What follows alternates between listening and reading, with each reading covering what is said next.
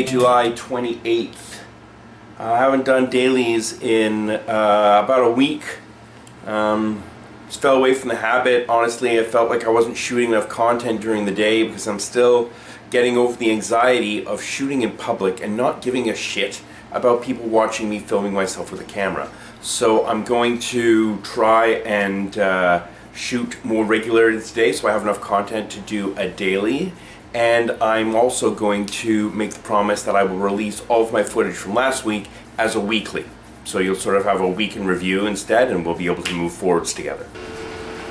So one of the cool things that I got the other day are these ice cube trays. Take two. So the ice cube trays, the way they work is they've sort of got these silicone knobs on the bottom, so it makes it really easy to push the ice cubes out into the tray. I got a couple trays of them because I kept buying huge bags of ice, and I figured this was a much cheaper way for me to consume the amount of ice that I do a week, because I pretty much don't like many hot beverages. I'll have the occasional hot beverage in the winter time. I'll have a hot coffee in the morning or something like that, but 90% of the time, even in the winter, I'd rather drink iced tea, like fresh brewed, homemade, unsweetened iced tea than hot beverages. I just find them much more appealing, and I can just chug them down. So maybe I'm always dehydrated. These are my daily vitamins that I take.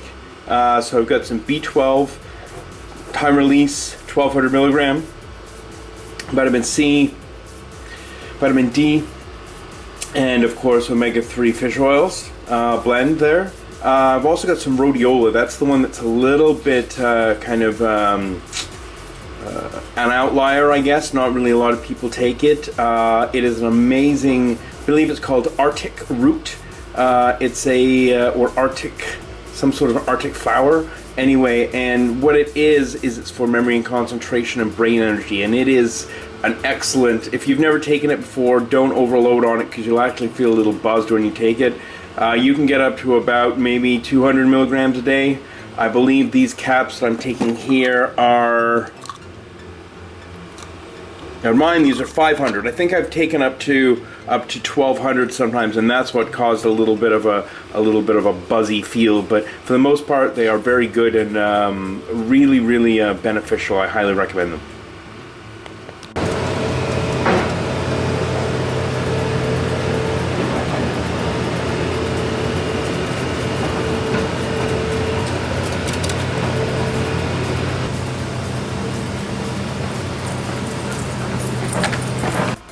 I've been putting up my hammock for months now, and I have all the hardware that I need. I think eye bolts and screws and a stud finder and hopefully a technique that works. So I'm actually going to try and put it up today, right now. Let's do it together.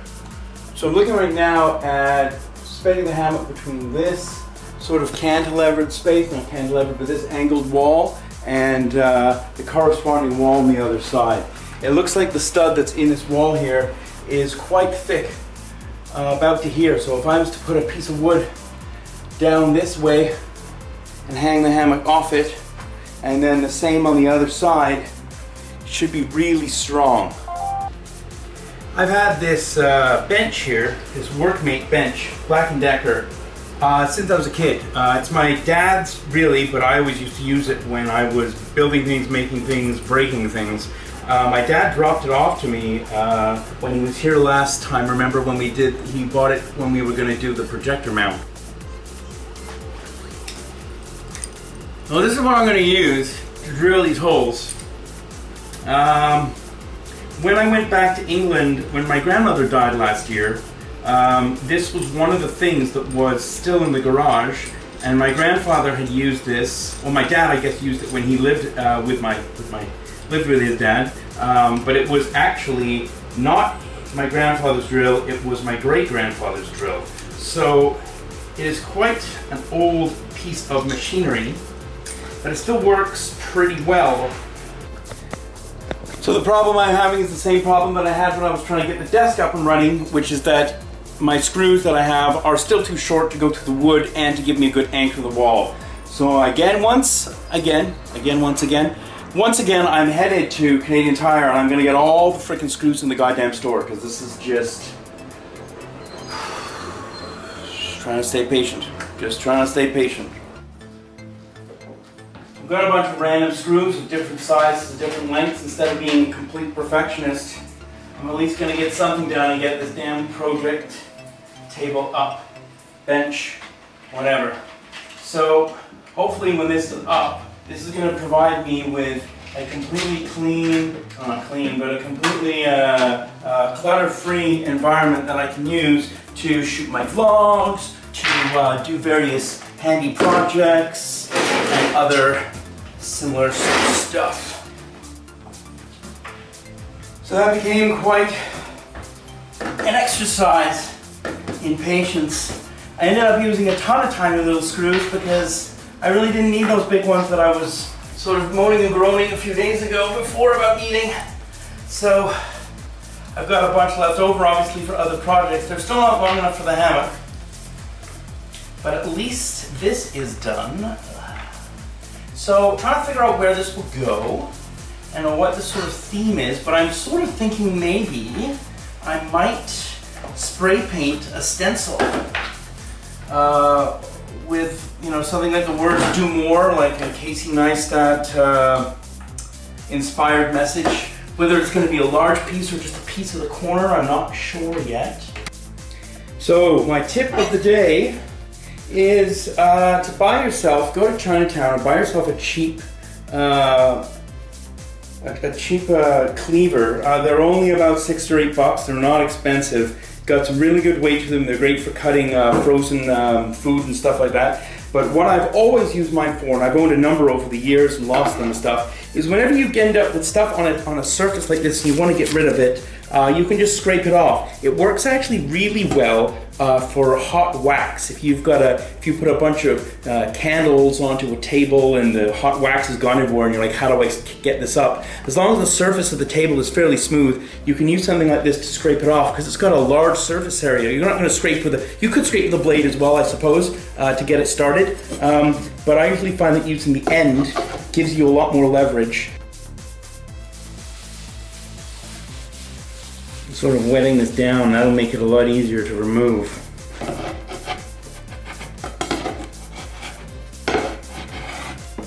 Now there's going to be a little bit of print left behind because that's sort of like stuck on being imprinted through pressure, but this will make it a near effortless job. And you'll find that this is a great, let's say here's another leaf. Let's say you've neglected to clean your kitchen for a little while and there's some stuff on the counter sort of that's dried on that you don't want to scrape it for hours to get rid of it. Just try using this technique, and this is really rubbling around. You understand the idea. So look, I mean, I got that out almost effortlessly. Like I said, there's a little bit of print left here, but I'll either be able to take that off with a sponge. Yeah, look at this.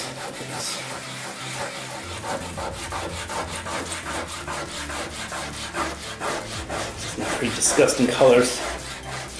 Sorry for the camera kind of well, there you go. Anyway, you get the idea. This is coming off. This will be completely clean. But what I am going to do, because of the disgustingness that is over here, I'm going to use some primer, and I'm going to prime the table so it's nice and white and clean and ready. I'm going to paint the table now.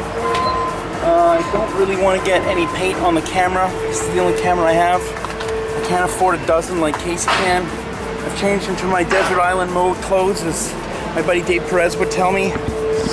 And I'm burning my feet quite burning my feet quite painfully on this corrugated, ouch. Oh Lord, it's really painful. I'm trying to use the heels of my feet.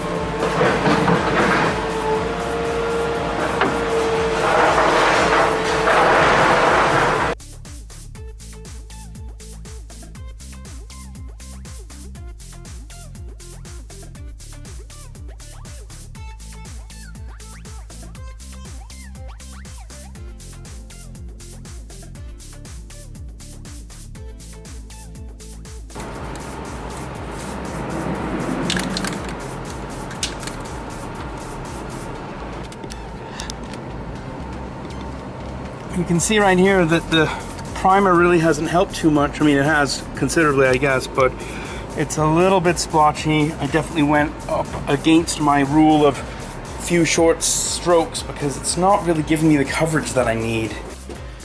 Put the first supports in.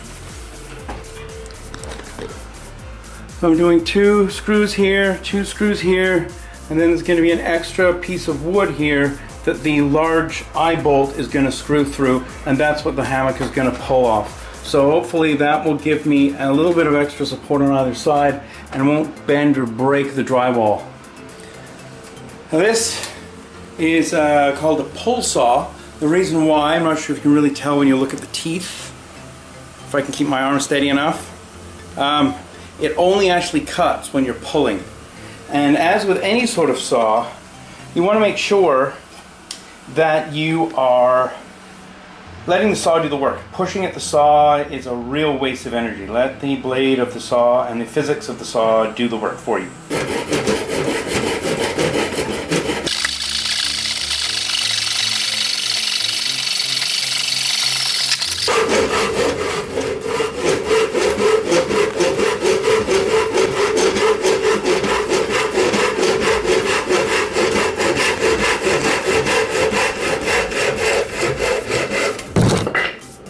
You also want to make sure that you keep the wood together when you're cutting straight down like this, because otherwise when you get to the bottom it can splinter the wood, so you just have to be a little careful as you're going, if you're going to cut straight down as opposed to horizontally.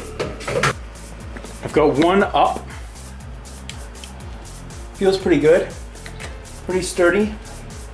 So the second one, the screws, I've got sort of, remember I said I had to go and pick up screws from the hardware store? I didn't end up picking up screws from the hardware store because when I picked up and found this found wood, I also found a number of screws that were long enough. However, I only had enough for 6 and I need 8. It's just brutal out there. Brutal. Super warm. I am in no mood to put on pants and a leather jacket, to sweat, to drive to Canadian Tire, to pick up the stuff I need. So I'm gonna take the SUV after all.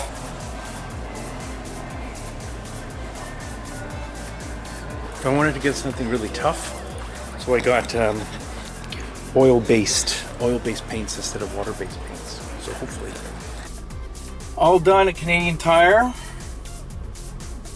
I'm gonna head myself to Best Buy just to have a little poke around. Normally when I go to Best Buy I'm with someone else and we're going together to buy something or to look at something together, so I never really have the time to poke around on my own schedule. It's 3 o'clock now, role-playing doesn't start till 6:30, so I do have some time, so I'm just gonna go and have a bit of a poke. So this would be a good upgrade in terms of what I'd want. It's got an aluminum head and it's got the level built in, so I wouldn't have to stick a level on this. I do like this does fit in my pocket pretty easily though, just kind of a benefit. I'm gonna wait on it.